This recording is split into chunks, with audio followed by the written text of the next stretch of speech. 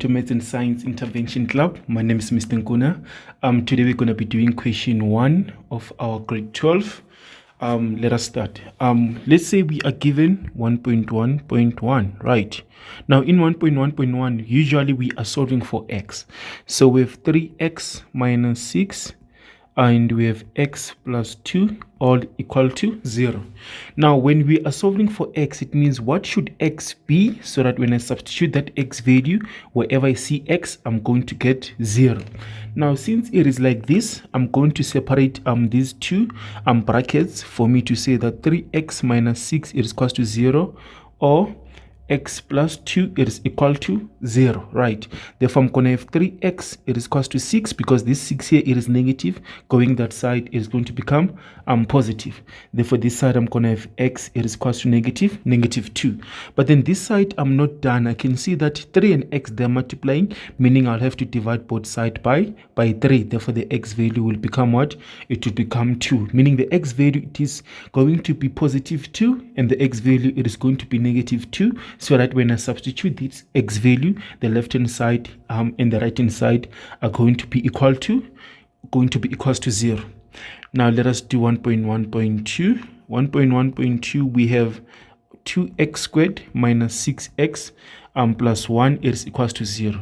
Now when we read this statement, it says correct to 2 decimal place, meaning here there's no need for us to factorize.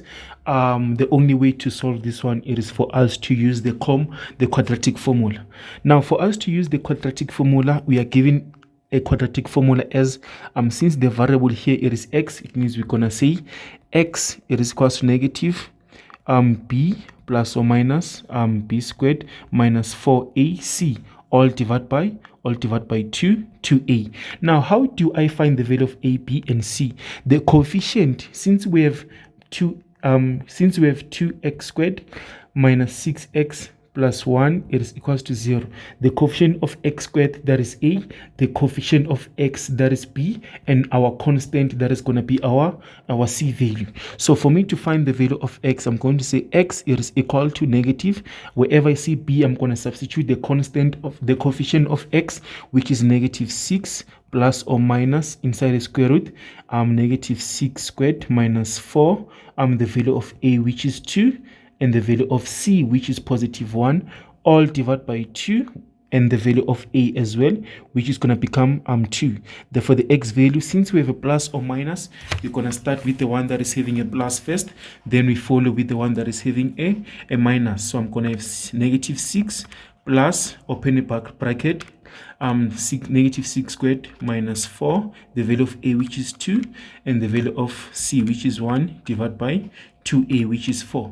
Therefore, I'm going to have the value of x as 3 plus the square root of 7 all divided by 2, or I'm going to get the value of x as well to become x is equal to x equals to 3 minus the square root of 7 all divided by 2. But then they said run off to your 1 decimal place here, run off your answer to 2 decimal place.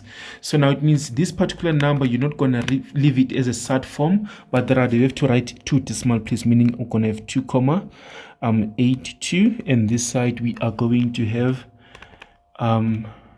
0 comma 18. That is our answer, rounded off to 2 decimal place. Right, now we have 1.1.3. Now 1.1.3, that is where we have an inequality, right? So with our inequality, we have 1.1.3, we have x squared minus 90, it is greater than x. Now if we see such, we are required to solve for x, right? So we're going to write critical values. Instead of having this greater than, we can replace it with an equal sign. I'm going to have x squared minus x minus 90, it is equal to 0. Now this x, I'm going to take it to the other side, making it to become what? Negative. I'm going to look for